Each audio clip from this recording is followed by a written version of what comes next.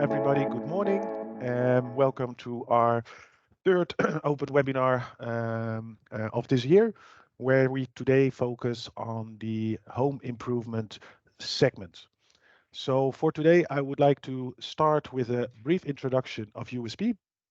I would like to share with you the outlooks we have for the market, and then focus on a couple of key home improvement trends that we monitor and closely follow throughout the years. So let's start shortly with an introduction of USP. Who are we?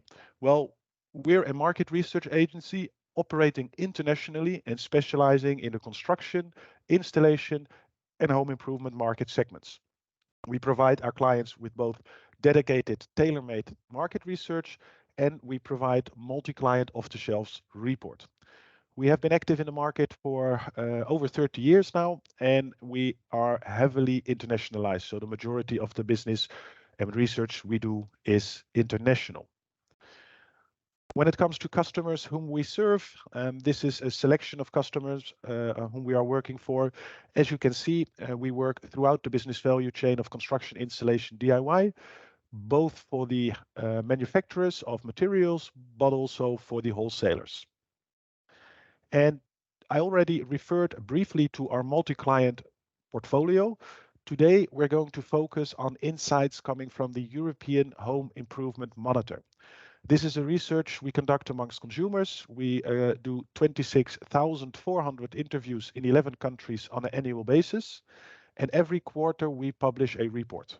Sustainability, purchase channels, branding, do-it-yourself versus do-it-for-me.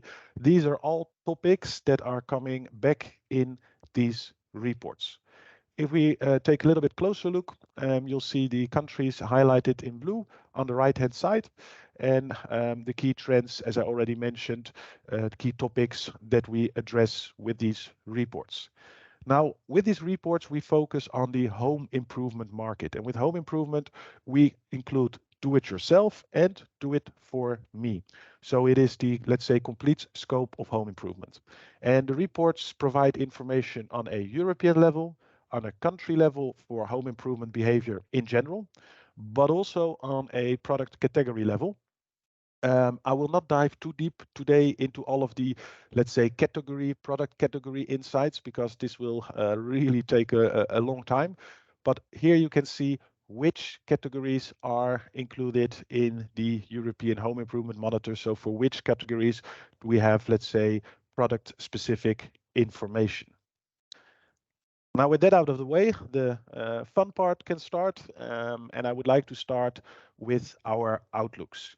So obviously, as you are all professionals in the home improvement or construction industry, you've seen news, you've seen reports coming out on what the current status is of the DIY/home improvement market. And if I'm reading a lot of these reports, it is typically a bit on the negative side. So a little bit dark clouds above the industry. Now, I would first like to look at the facts as we see them and monitor them in our reports. So first of all, on a European level, we look at the number of households that conducted doesn't matter what, a home improvement job. Can be do-it-yourself, can be do-it-for-me, just conducting a home improvement job. And if we then compare 2023 with, for example, 2022, we see that it's more or less on par with 2022. If you compare Q3 2022 with Q3 2023, you actually see a slight increase. But I mean, this is all very much within, let's say, the margin we see. So you could say stable situation when it comes to the amount of jobs that are done. It is lower, however, than, for example, in 2019 and 2020 and the beginning of 2021. Now, that's the amount of jobs that are being done. So that's stable. Let's now look at spending. So we measure here the total spending, labor plus material. If it was a do-it-for-me job, we include, of course, the labor cost. And what we can clearly see is that since, let's say, 2022, the spending was on quite a high level, and then we saw a drop in Q1. And in Q2, we already saw the spending on home improvement increasing again. And in Q3, it's actually higher than last year. Not higher than in 2021, but higher than last year. So if we start combining these two pieces of information, the amount of jobs are stable and the spending is increasing again. What's happening? What can we deduct from this? Well, I think one of the important things to bear in mind, of course, is that we are having higher product prices. So spending is, of course, impacted by this. We also know that there are higher labor costs. So again, spending will be affected by this, especially, of course, when it's do it for me. And I'll come to this later in more detail, but we see for the first time in Q3 slightly more do it for me jobs, so slightly more outsourced jobs. And what can we conclude then? Well, if you had a good look at the tables I've shown you, it's clear that the booming years of the home improvement industry are behind us now. So if we compare with the Corona period, yes, we clearly see that the booming years are behind us. But spending is finding its way up again after a low point in Q1 this year. And we also see that the amount of jobs are relatively stable. But as I already hinted at, the job mix has changed slightly because for the first time since many years, do it for me has increased slightly at the cost, of course, of do it yourself. Again, I'll show you this in more detail later on. So that's the situation right now. But of course, I'm assuming that you are more interested in the future. So let's take a moment to start looking in the glass ball and see what can we expect for the upcoming time. So for this, I would like to look at the outlook consumers have on various types of home improvement jobs. And basically, we track continuously the expectancy of consumers on the number of home improvement jobs they are thinking they will do compared to the same period last year. So in this case, we look at the months October to December and ask the consumers, do you expect the number of home improvement jobs in or outside your home to be more, the same, or less than in the same period last year? And we start splitting it. Let's first look at the small decorative jobs.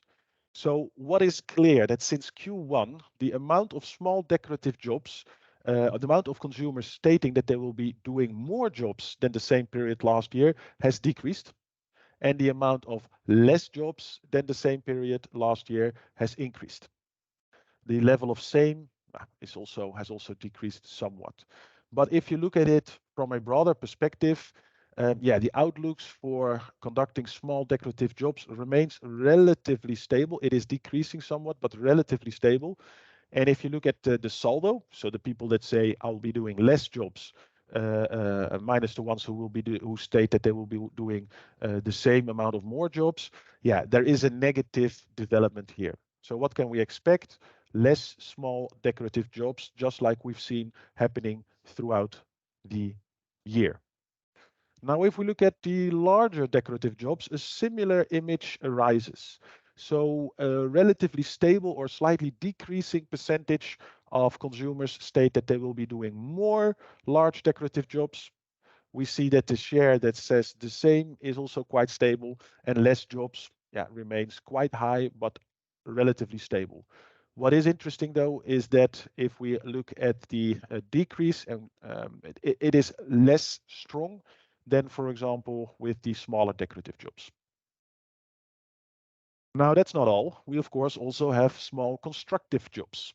We ask the same question, and in fact, we see more or less the same image. Since Q1 2023, the amount of people stating that they will be doing more jobs is slightly decreasing, but it is only a very slight decrease. The share that says more or less the same amount is relatively stable, as is this share that says less jobs than the same period last year. And again, if we look at the larger constructive jobs, we see again the same image, although here the trend is a little bit reversed. We see a slight increase in the consumers that state that they will be doing more jobs, more large constructive jobs than last year. It's a slight increase again. So what we can conclude is that the, let's say, expectancies of consumers for doing home improvement jobs is negative, because there are more people that say I will be doing less jobs than the same period last year.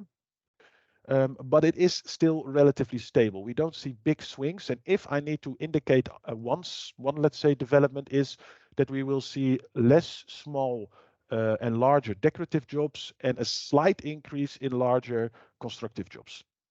That is what the data is telling us. Now, spending has increased, as you could see in the first couple of slides that we started with. So we also asked the consumers, to what degree do you expect to spend more or less money on home improvement in the October-December period compared to the same period last year? Well, we see that more people are thinking about spending more than less. And if we compare, for example, the period last year, there 26% cumulative stated that they would spend more. And in this period, when we took the measurements, it's 29%.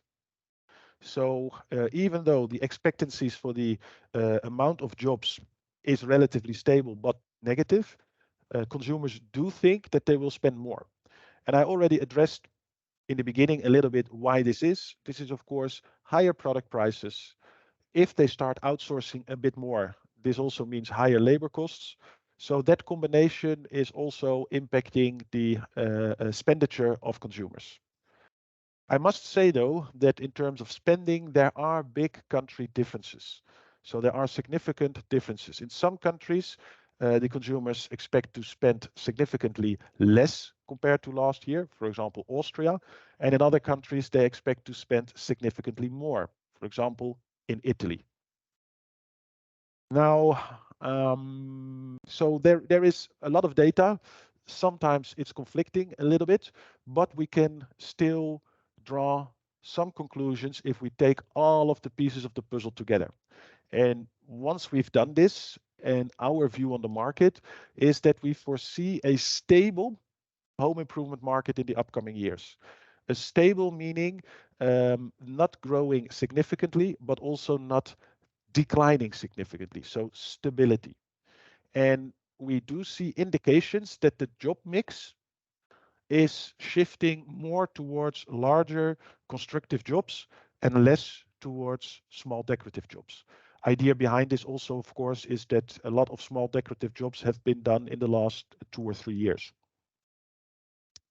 Now, why do we foresee mid to long term a stable home improvement market?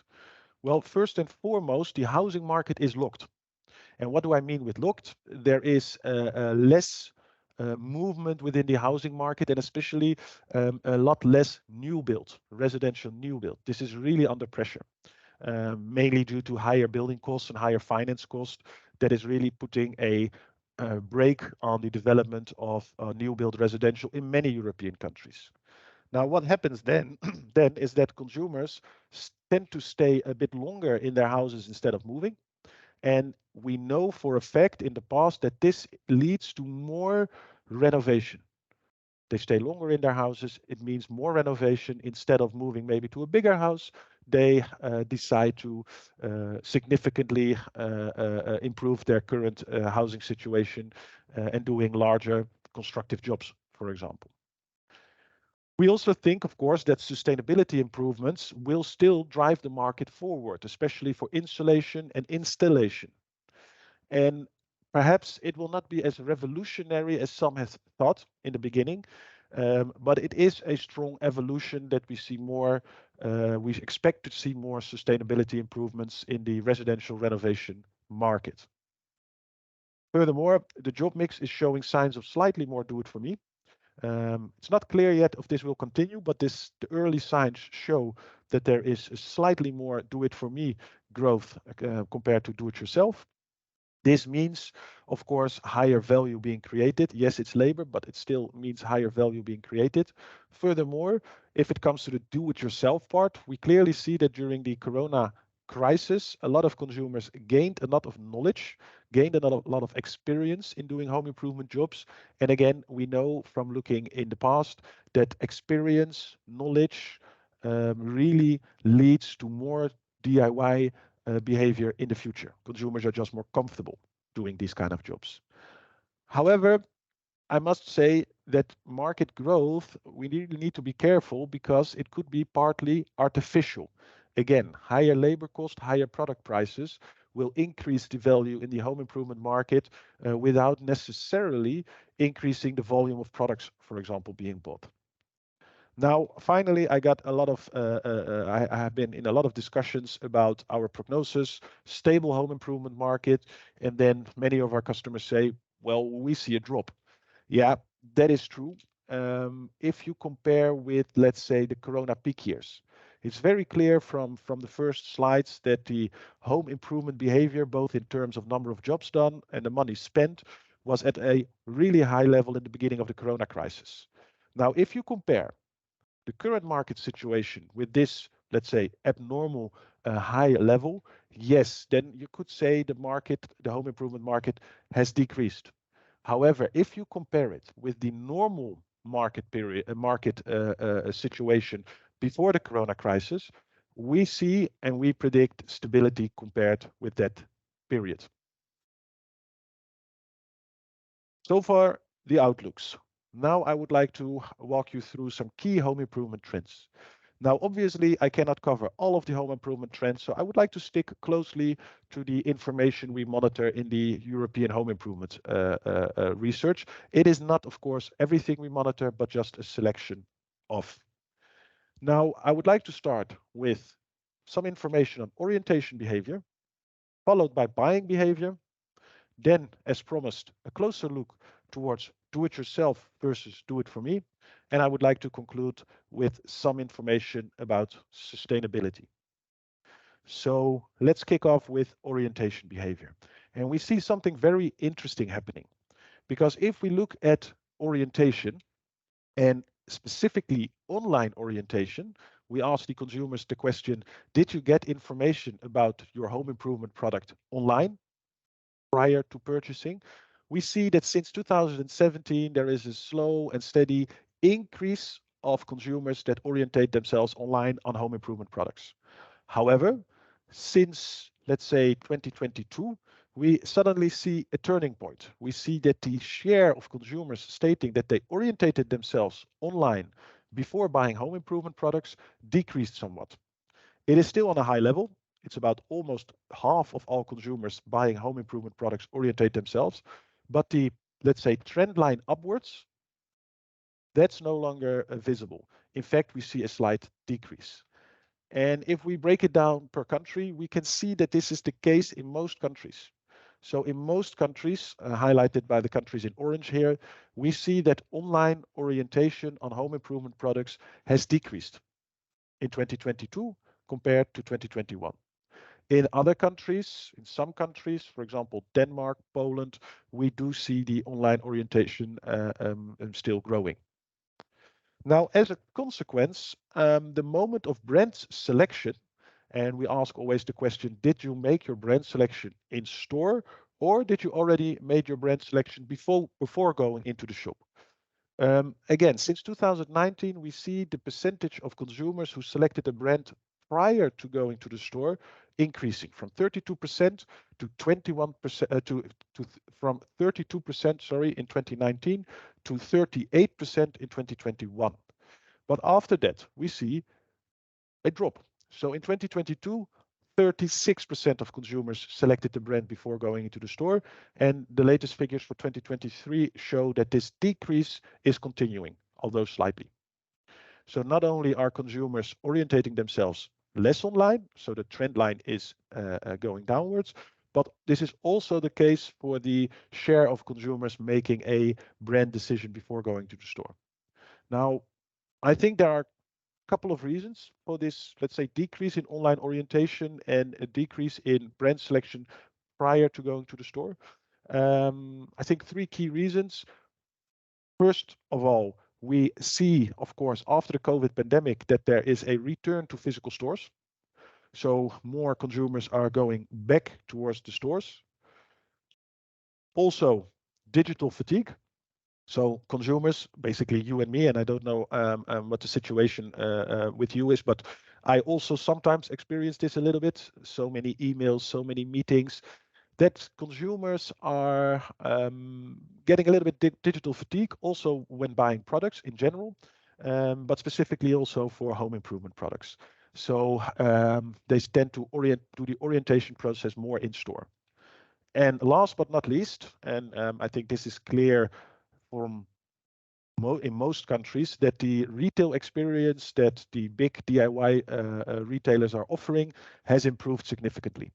So instead of the old, let's say, fashioned DIY stores where products were just randomly, or not randomly, but were presented in the store in maybe not such a nice way, nowadays it's much more about experience. It's about helping them with the orientation. It's about really getting a sense of how the end, let's say, look will be once they've done the home improvement job. So really more focusing on experience than just plain product selling. So I think that's an important one as well, improved retail experience. Now, does this all mean that online orientation is not important? No, it is still very important. As I said, half of consumers are orientating themselves online. It's just not a given that this is continuously growing, this percentage. Furthermore, if we ask the consumers how useful the orientation process online has been, then you can clearly see that the vast majority of consumers state that online information, looking for online information is very useful. Now, it's very useful, and it's specifically for certain product categories, because we also ask the consumers for what type of products did you look up information online in the last 6 months. And the number 1, 2, 3 are paint, bathroom, and decorative products. So these are the categories where consumers have searched online for information the most in the past 6 months. Then it drops down to power tools, adhesive sealants, HVAC products, door locks, and roof windows. Now we have established, of course, the percentage of online orientation. We established other trends. Where are they looking for information online is another interesting question. Well, consumers tend to use multiple sources when orientating online. Amazon and Google remain very dominant. So we've asked the consumers the question, when orientating on various product categories, home improvement product categories online, what sources did you use? You see that Amazon and Google score more or less the same, 42%. Now, what is interesting is that orientation on the DIY store website increased quite strongly. It increased to 39%. So more consumers are now also doing the orientation process at the DIY store websites. And of course, orientation behavior can also be done on social media, but what we clearly see is, yes, social media plays a big role in online orientation, but it's mostly for inspiration. And if we ask the question, have you ever been inspired by social media posts of friends, family, or others to change something in your home? 28% of all European consumers say, yes, I have been inspired at some point by social media posts. And if we then ask them, well, what type of social media? It's Instagram, YouTube, Facebook, Pinterest, and Google images, making up the numbers 1 till 5. So what can we conclude? What can we take away after this presentation? Well, online orientation is decreasing after years of increases, but still on a high level. Social media is becoming more important, especially for the inspiration phase. The websites of DIY stores see a clear increase in importance for online orientation. And last but not least, decorative products are researched online the most. So as a nice bridge, I think after orientation, let's go to the purchase phase, so the buying behavior. One thing which is really interesting to see is that the increase in online growth, and we mean here pure online, so Amazon, for example, is not accelerating anymore after the pandemic peak. We asked the consumers the question, where did you buy your home improvement product? And as you can see here, the share of pure online, represented by the orange line, has made a significant jump from 2019 to 2021. But in 2022, And the first half year of 2023, we see that the share of pure online purchases in the total purchase mix has stabilized. It's stabilized on a higher level than before the corona crisis, but it's not showing this significant growth anymore. So if there are winners, let's say, in share, and you can clearly see that the DIY stores were able to really maintain their purchase share. There are also, of course, channels that are losing share. And the main channels that are losing share are specialized stores, or specialist stores, and the share purchase via professionals. So do it for me.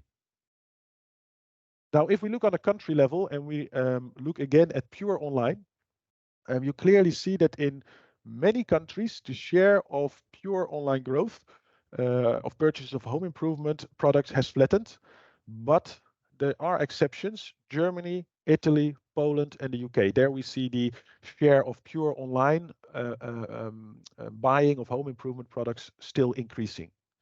What's also quite, of course, obvious here is that there are significant country differences when it comes to what share of all of the home improvement products are bought via pure online, with Germany and the UK being on the very top end, and for example, France being on the low end.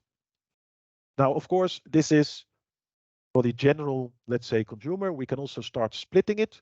For example, an interesting observation always to make, a little bit of an open door maybe, but the younger generation, 18 till 34, buys significantly more products via pure online, home improvement products via pure online channels than the older generation. So this is quite clear from the split we made here. Furthermore, it is of course not just age, but it's also what type of products. Some product categories are obviously purchased online much more.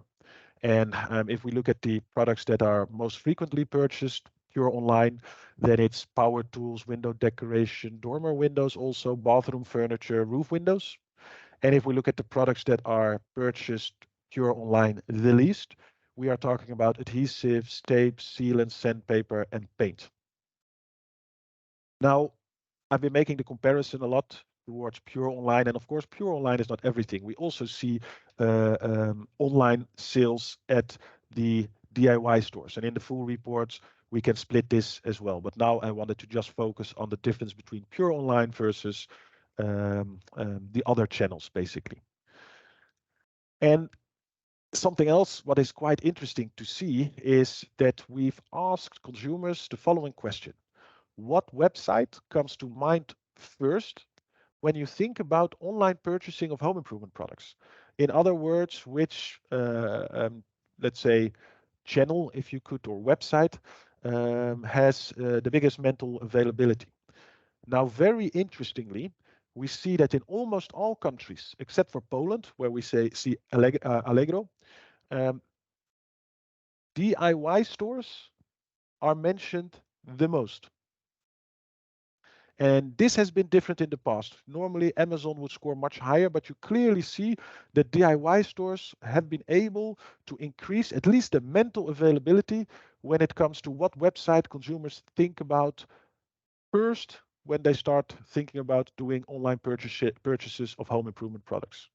Now, obviously, the number 2 and 3, you'll see some more pure online players and players like IKEA.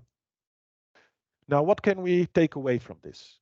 Well, the strong increase in pure online has basically stopped. It's still on a higher level than before, and it's resuming its usual growth path. Less products are purchased by professionals or via specialty stores. DIY stores are getting better at the e-commerce game, at least from a mental availability perspective. And I have to note that it's always very important to keep in mind that there are strong country differences, especially in buying behavior. Now, for the next topic, as promised, do it yourself versus do it for me. And we made a very interesting observation recently. What we have been seeing in the last, let's say, couple of years, even already pre-corona, was a decrease of the share of do it for me and an increase of the share of do it yourself. So basically, we asked the consumer, did you do a home improvement job? Yes or no? And then the question is, did you do it yourself, or did you hire somebody else, or did somebody else was involved in the activities? So since 2018, that's the turning point, 2018 towards 2019, we clearly see that do-it-yourself has increased. So more home improvement jobs were done by consumers themselves, and as a consequence, of course, the share of do-it-for-me decreased. But the latest data that we have, so for 2023, Q1 till Q3, that's the data we have, we see a slight rebalancing. We see that the share of do it for me has started to increase again, obviously at the cost of do it yourself. It's not as high as, let's say, in the peak years, the share of do it for me, but the trend has reversed somewhat. So that's very interesting to see. And this is, of course, in line with the fact that consumers are thinking maybe about doing larger projects. They're spending also a little bit more. So this really ties in towards the outlook part that we have presented earlier. Again, it's very country dependent. For example, if you look at the job mix per country, you see that in France, the highest share of consumers are doing most home improvement jobs themselves. And in Italy, this is the lowest. And every other country is in between. So big country differences. Now, there are some major roadblocks for Do It For Me to continue its, let's say, reversal of the trend. And first and foremost, there is a severe labor shortage hampering the growth of Do It For Me.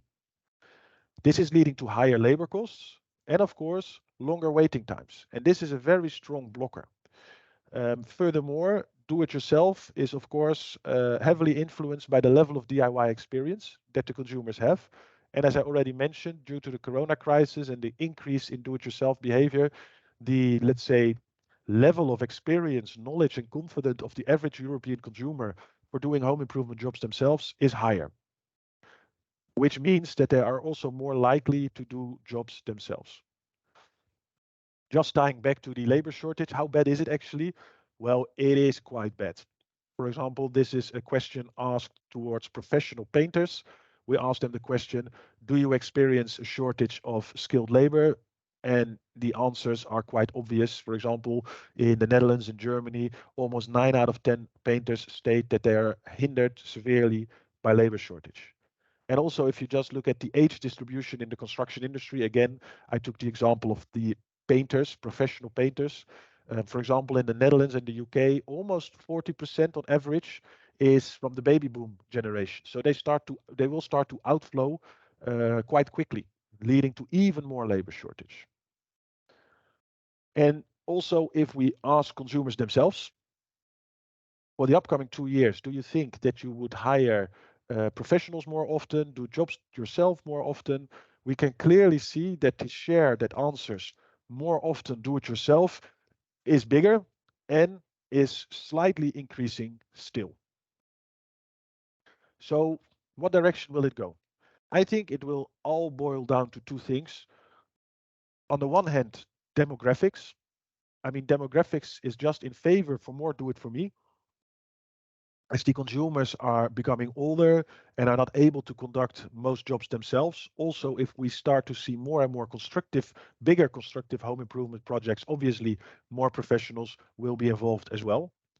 But on the other hand, the big blocker of labor shortage. Will there be enough and specialized, affordable labor available to do all these jobs? Now, what can we take away from this part? So first and foremost, do it yourself has been increasing for many years at the cost of do it for me.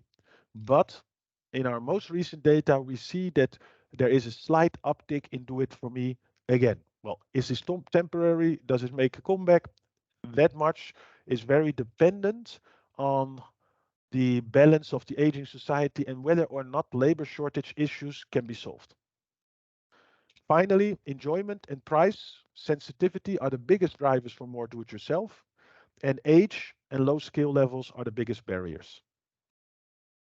Now we are almost reaching towards the end of the presentation, and I would like to conclude with some information on sustainability. So we asked the consumers, are you looking actively for ways to improve the energy efficiency of your home? If we look in 2022, and here we have the balance, so the percentage of people that said agree minus the percentage that said disagree, we clearly see that the net saldo is positive. In 2022, the net saldo was 28%, and we see an increase of this slightly in 2023 to 32%. Now, we also ask, of course, about the drivers or barriers, but if we just look at the barriers, it's mostly too expensive or a lack of budget. So it's basically a financial barrier for the ones that state that they're not actively looking for ways to improve their energy efficiency of their home. Now, bearing in mind this, let's say, financial blocker, we also asked the question, I will probably invest in making my house more energy efficient in the next 12 months. In other words, what is the willingness to invest in more sustainability? Well, it actually slightly decreased. So the blue bars represent the percentage that says, yes, I will invest heavily or I will invest. The orange says, no, I will not invest or I will for sure not invest. So if we look at 2022 compared to 2023, we see that the share that for sure would like to invest and is planning to making sustainability investments decreased somewhat. Also, the share that is negative decreased somewhat, and the share that is neutral increased. But overall, we can state that the willingness to invest has decreased slightly in 2023 compared to 2022. Again, also here, quite big differences per country. For example, surprisingly, the German consumers have a high share of households who will probably not invest in sustainability in the upcoming 12 months. Whereas, for example, in Spain, Poland, Italy, we see the highest share of consumers that are probably going to invest. Now, when it comes to products, many consumers do state that they do care if a product is sustainable. Again, we have a balance here, the percentage that says it's very important for me when buying products in a DIY store to care about buying environmentally sustainable products, minus the one that says not much. So you clearly see that the saldo is positive, meaning that there is a significant larger group of consumers who really cares about buying environmentally sustainable home improvement products. We see that this is the highest amongst consumers in France and the lowest amongst consumers in the UK. We also asked them the question, when buying DIY products, what are the most important sustainability aspects you are considering? And the top 3 is natural materials, the packaging being recyclable, and the products themselves being recyclable. And the top 5 is followed up by no waste and recycled products. So the top 3 are natural materials, recyclable packaging, and recyclable products. So what can we take away here? Well, the willingness to invest has dropped somewhat. The willingness of consumers to invest in making their house more sustainable. It is still positive, net saldo is still positive, but I think this clearly indicates that it's not a given that sustainability will really be a revolution. I think it's much more a slow and gradual evolution, especially as the early adopters with the financial means already made these investments. And now the early, let's say, majority needs to make these investments, and their financial position is, of course, typically less well developed than, for example, the ones that already jumped on it, that were able to afford it. Furthermore, the severe pressure we had when the war in Ukraine broke out and the gas prices went up and the oil prices went up, that diminished somewhat. So the strong sense of urgency diminished somewhat. But when it comes to products, sustainability is a buying factor, and we see it continuously increasing in importance, especially when it comes to natural products, recyclable and renewable products and packaging. Those are the elements that are of most important. And that concludes the presentation for today. And of course, if you would like to receive more information about this report, please feel free to contact us, or you can take a look at our website.